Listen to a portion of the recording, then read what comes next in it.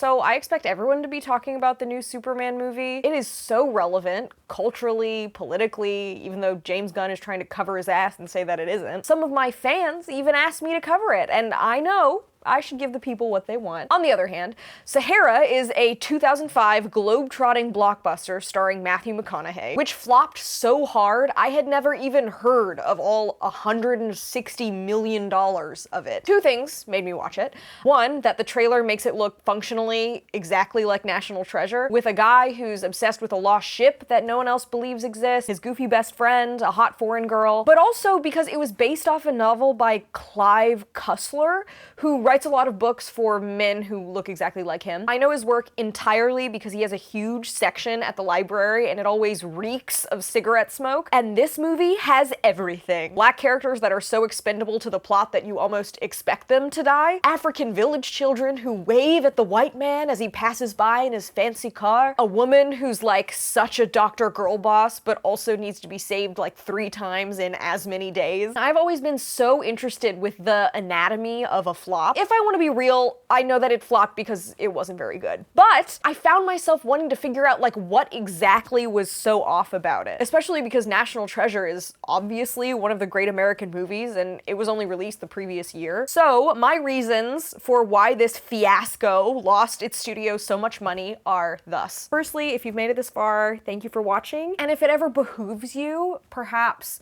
you might be able to press the like button, perhaps even subscribe. I don't like asking for these things, but it actually does really help. Now I'm gonna get back to the rest of my rant before I bury my head in the sand out of awkwardness. Thank you. 1. The plot is weird. Apparently, this is one of those movies where they just like kept hiring writers to see if they could make it work and it just never did, and I definitely feel that in like all of it. Early on, while our characters are traveling, there's this like montage set to music while they're chatting. There's no dialogue or diegetic sound at all, it's just vibes. And I thought that was funny because I have personally done that in my own short films when I'm trying to cut together a scene and I don't know what else to do. There's this one scene that is so short and useless, and the only thing that you learn is that the doctor lady is from Mexico. Great diving in Monterey. Is that all you ever think about? Diving? No. Sometimes I think about Petricola falciformis. Huh? And I genuinely had no earthly idea why it was in the movie until later, when her and Matthew share their like sexually tense goodbye and he goes, "Maybe I'll see you someday in Monterey." And immediately I was like, I see you. You like desperately want to cut the scene, but that specific part is necessary for the plot. So here it is, just getting one piece of information across and wasting 1.5 minutes of the life of everyone who watches this movie, including you. Also, the main guy's name is Dirk Pitt, and he's so clearly one of those self-insert ultimate badass male adventurers that Clive and his readers just like desperately want to be as cool as. Not saying this doesn't happen the other way around, of course. Looking at you, Raylo Stimonist fanfiction book, which I have read. The credits even say that it's a Dirk Pitt adventure. So not only, I guess, were they planning to make this the first movie in a series, but it's just clearly supposed to be just one chapter in the life of this amazing man. And honestly, that kind of makes sense to me because the plot is, qu'est-ce que c'est, not cohesive. Okay, so you watch the trailer. You read the logline, you look at the back cover of the DVD release, and you think, okay, this is like National Treasure meets the famously well-celebrated racial commentary of Crash. We're the only 2 black faces surrounded by a sea of over-caffeinated white people patrolled by the trigger-happy LAPD. So you tell me, why aren't we scared? Because we got guns? You could be right. Get the fuck out of the car! Give me the keys! There's this guy who wants to find a ship with treasure on it, and he's probably gonna have to race someone to it. But he gets sidetracked by saving Pretty Doctor Lady, who's investigating this mysterious plague coming from the area that the ghost ship is supposed to be. And immediately, I was like, I'm so fucking smart. Some bad people found the ghost ship to loot it, and there was some plague on it that's killing people now. So Dirk Pitt and Pretty Doctor might separate for now, but getting the ship out of the hands of this generically evil African warlord will serve both their goals and lead me, the audience, on a swashbuckling desert adventure to decipher the clues and get to the ghost ship. But then the plague turns out to be toxins from like an unrelated chemical plant. So then their whole thing becomes like stopping these chemicals from leaking into the river. And then right at the end, they just like happen upon the ghost ship. And I felt like an absolute crazy person being like, but the clues! What of the clues? Okay, looking up a summary of the book on Amazon, the ghost ship like simply isn't even mentioned until the second paragraph of the summary. So it was more about stopping the plague originally, I guess, but maybe they like pivoted out of panic when National Treasure did really well. It actually doesn't matter.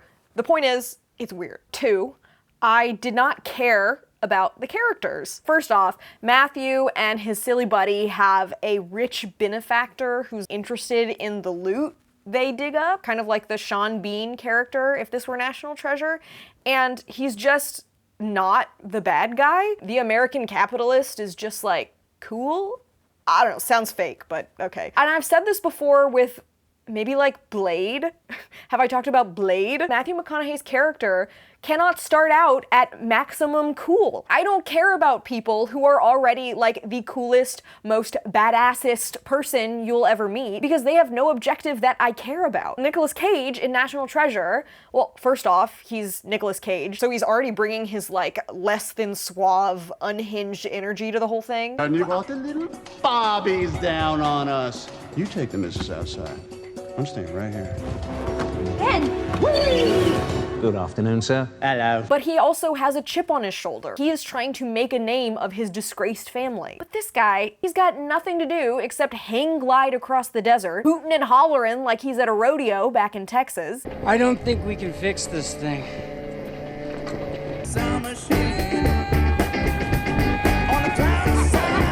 Not to mention, he's like insanely good at fighting. There's this one point where him and his buddy kill like maybe 30 mercenaries, and then the bad guys come in and do the whole like, just 2 guys couldn't have done this.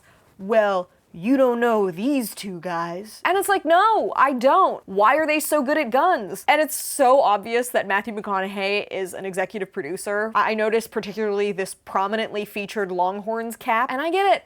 You've done rom-coms for most of your career up until this point, and you want to make a movie for the boys. But at what cost, Matthew? I can actually tell you, $100 million. And then there's Penelope Cruz's character, whose primary personality trait on both the case of the DVD and the book is being hot. She reminds me of Ana de Armas's character in Blade Runner 2049. She is just like this perfect, beautiful girl that's exactly what the main character wants. But at least in that movie, it's made explicitly clear that she's not real, bro. Steve Zahn. I liked Steve Zahn. I think that he's charismatic and he does really well in the sidekick role. You remember that time in Morocco? Oh yeah, when you made me ride that damn camel that bit my ass? Yeah, that's the time. Why? Personally, I think the sidekick thing just works better when they're played like fully for comedy. Like, I just don't know why Steve and Matthew's characters grew up together and are like functionally the same guy, but one of them turned out to be so much cooler and the other one is like, man, I'm not the main character. You go save the girl. We gotta get that bomb out. No, I'll find the bomb, you get the girl. Deal. 3. Who thought it was a good idea to write what you don't know shit about? Most other adventure movies are like set in America, or at least it feels like they're after something in the Western canon. The Declaration of Independence, the Ark of the Covenant, and the adventure takes them to like Germany or France. We should have learned with the second Indiana Jones movie where you do not take your characters to places that you have never been to. Or you end up with a scene where your characters are like, they eat that here? Those crazy motherfuckers. So this movie is set almost entirely in rural Africa, And to me, it feels like it's kind of implying that all of Africa is rural. Real UNICEF ad stuff. Like I said earlier, wherever the main characters go, the little village children run after and wave. At one point, the sidekick character is playing soccer with the village boys. Technically, there's nothing wrong with that. I feel like such a snowflake. But it's weird, right? That they use that action to characterize him. It feels like they're saying, oh, how whimsical he is, playing with the poor village boys. In another world, they'd be in school right now. It feels like someone is writing about Africa and trying to be respectful, but they've also never been to Africa. And to me, it makes the whole thing seem super corny. Like, they know they're getting close to the ghost ship when they find prehistoric looking cave paintings. Looks like stuff that you'd find from like 14,000 years ago. And the paintings kind of make it seem like it's something that happened so long ago that it's kind of worked its way into the legend of the tribe. The metal serpent swam up the river and brought with it sick men in its belly. But this shit happened in 1845. I think these people would have seen a steel boat before. Lastly, it's too broy. I don't care about it.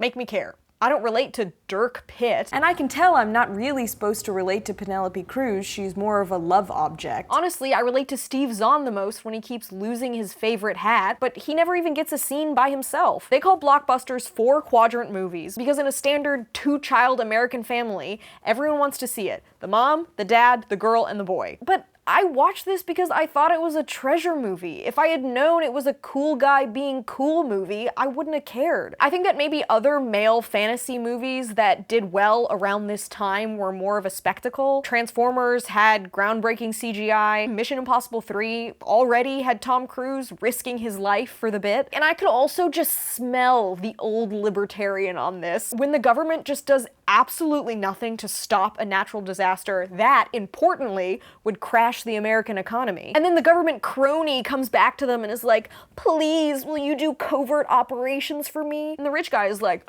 we'll think about it, but only on our terms. Who decides who the good guys are? You only do the jobs you want. I need a new yacht. You got it. And Rudy needs new computers. No. I'm done. This scene, but also the entire movie, was written with a certain kind of guy in mind. And at the end of the day, that's all this movie is really for. Okay, I guess I'm out of steam here. I would talk more about the filmmaking or the writing, but it's all competent. It just ends up being lame. And if there's a lesson here, I would say it's make movies with better lady characters. Maybe don't write about Africa if you don't know what it's like to live there. And always, if you say there's gonna be a lost treasure, that second act better be a treasure hunt, or so help me God. And frankly, if you aren't dissuaded by all of this and you are thinking, maybe that does sound like something kind of interesting I should go and watch. I'm the kind of person who likes to watch manly men get the girl and try to stop disasters. Just go watch Superman. It's just everything that an action movie should be. And yeah, you know they also thought about the girls because there's a cute little dog in it. Let's go. But seriously, spend your time with good movies. Who knows how long we'll even have movies that aren't just an avatar of Brad Pitt selling Coca-Cola. So let's enjoy it while it lasts.